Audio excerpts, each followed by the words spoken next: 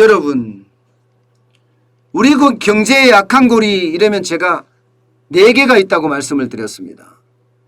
기본적으로는 가계부채를 전제로 합니다. 가계부채를 1675조를 전제로 합니다. 여기에 자영업자 부채 엄청 많죠. 예, 841조가 되니까요. 그 다음이 고령자예요. 고령자. 그리고 지역경제. 그리고 20대. 저는 이렇게 경제에서 가장 약한 고리라고 생각하거든요. 20대는 지금 연끌에서 집을 너무 많이 사서 거기에 대한 부담이 되지 않을까 저는 그렇게 보는 겁니다.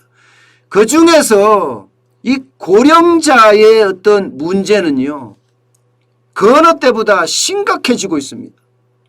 심각해지고 있어요. 이게 여러분 돈을 퍼준다고 되는 문제가 아니라는 건 전제를 두겠습니다. 그만큼 많기 때문이에요. 여러분 고령자 보세요. 65세 이상 고령자 820만 6천 명입니다. 처음으로 고령자가 800만 명을 돌파했습니다. 800만 명. 문제는 여기서 줄어들지 않는다는 겁니다. 여러분도 알다시피 베이비 부모 세대들의 은퇴가 지금 계속 일어나고 있거든요. 베이비 부모 세대들이 55년생에서부터 63년생까지입니다. 지금 63년생, 62년생 여기가 은퇴가 많이 일어난단 말입니다. 그렇기 때문에 이게 820만이 아니라 점점 더 늘어날 수 있다는 거예요. 점점. 이렇게 됐을 때 과연 국가 재정이 이게 버틸 수 있을까요? 나라 경제가 버틸 수 있을까요? 저는 이런 문제를 이야기하고 싶은 겁니다. 지금 여러분 복지 비용이 올해 558조가 본예산이에요. 그중에 복지 비용이 200조가량 됩니다. 199조 2천억 원인가 될 겁니다. 아마.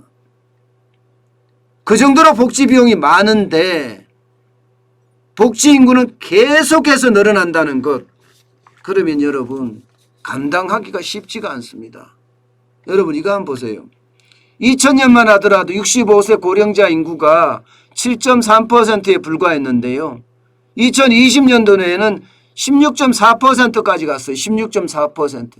16.4%라는 건 여러분 지금 현재가 고령사회라는 거고요. 20%가 넘으면 초고령사회로 간다는 이야기예요. 초고령사회. 이게 유엔이 정한 거거든요. 이렇게 갔을 때 과연 버틸 수 있을까? 진짜 버티기가 힘들지 않겠느냐? 이렇게 이야기들 하고 있습니다. 근데 문제는 여러분 이렇게 고령자 인구가 늘어나는데 유소년 인구 쉽게 말하면 우리의 어떤 경제활동 인구는 줄어들 가능성이 크다는 얘기예요. 여러분 유소년 인구 보세요. 15세 미만 인구입니다. 617만 6천 명입니다. 줄어들었습니다. 13만 6천 명이 줄어들었어요. 13만 6천 명이. 그러면 경제활동 인구가 점점 줄어들 수 있다는 이야기잖아요. 야, 여기서 이제 충격을 받을 수밖에 없습니다. 여기서 유소년 인구는 줄어들고 노령 인구는 늘어나고 유소년 인구의 비중은 12.3%까지 떨어졌고 노령 인구의 비중은 16.4%까지 올라갔고 유소년 인구는 2000년만 하더라도 21%였거든요. 예, 그만큼 유소년 인구가 줄어들면서 고령 인구가 늘어나고 그러면 경제활동 인구 가운데 있는 경제활동 인구는 그만큼 줄어든다는 이야기예요. 경제활동 인구가 줄어들면 여러분 대한민국의 잠재 성장률이 떨어질 수밖에 없습니다. 한국은행이 지금까지 발표했던 잠재 성장률은요 2.5%였어요. 그런데 피치 국제신용평가기관의 피치는 대한민국의 잠재 성장률을 2.3%로 낮췄습니다. 그러면 대한민국의 미래가 그만큼 부러진다는 이야기예요. 왜냐? 부담이 경제에 대한 부담이 계속 된다는 이야기입니다. 그렇게 되면 여러분 결국 경제활동 인구는 줄어들고 유소년 인구도 줄어들고 노령 인구는 늘어나고 그러면 어떻게 돼요? 정부는 복지를 더 강화할 수밖에 없습니다. 복지를 강화하면 강화하는 만큼 국가 부채는 점점 늘어납니다. 점점 늘어납니다. 지금 보시는 것처럼 국가 부채가 올해도 지금 1,000억 정도 간다고 이야기하지만 2023년, 2024년 1,000억 이상, 심지어는 2024년에는 1,347조 8천억까지 간다는 전망까지 나올 정도예요. 이렇게 되면 여러분 청년들의 등골은 브레이크라고 이야기하나요? 등골은 부러질 수밖에 없다는 것. 이게 이제 결론이 생기는 거예요. 그래서 정부 정책이요. 저는 그 어떤 때보다가 퍼주는 복지가 아니라 일하는 복지가 필요하다는 말씀을 꼭 드리고 싶은 겁니다. 청년들이 감당할 수가 없어요. 유소년 인구가 이렇게까지 줄어드니까. 반면에 노령 인구는 계속 늘어나고. 결국은 진짜 죄송하다는 이야기를 우리 베이비 부모 세대들한테는 해야 되지만 앞으로는 일하는 복지가 더 우선이다. 그냥 현금 살포식이 아니라는 거예요. 현금 살포식이. 현금 살포는요. 결국 나라 부채만 더 증가시키는 거고요. 일하는 복지라고 이야기하면 여러분 일하는 복지는 굉장히 많을 수 있어요. 일을 무리하게 생계를 위해서 일하라 이런 뜻은 아니라고 하더라도요. 돈을 퍼주는 것보다가 뭔가 생산적인 물고기를 갖다 주는 것보다가 낚싯대를 갖다 주는 어쩔 수 없는 선택. 그게 지금은 어느 때보다 필요할 것 같습니다.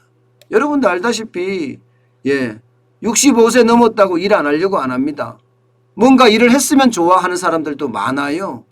그러면 일하는 복지로 더 강화시키는 것도 방법입니다. 이대로 계속 갔다가는 우리 경제의 잠재 성장률까지 떨어지고 그에 따르는 충격까지도 따라올 수 있다 이런 생각을 해봅니다. 저는 여기에서 큰 깨달음을 하나 얻었습니다. 물론 옛날부터도 깨닫고 있는 이야기였지만 결국 이 노령층 지금 800만이 넘는 노령층 여기에다가 사실상 은퇴 계층들이 있습니다. 55세 이상 계층들.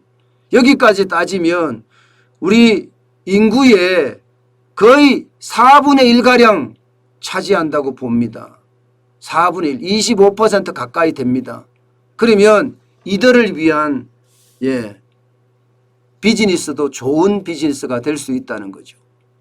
여러분 결국이요 실버 세대들이 앞으로 어쩌면 소비를 주도할 수도 있습니다. 저는 그래서 여러분들에게 이 실버 세대들에게도 이제 새로운 시장 이미 열렸지만 더 큰 시장이 열리지 않을까. 점점 더 커지는 시장이 열리지 않을까 그렇게 생각합니다.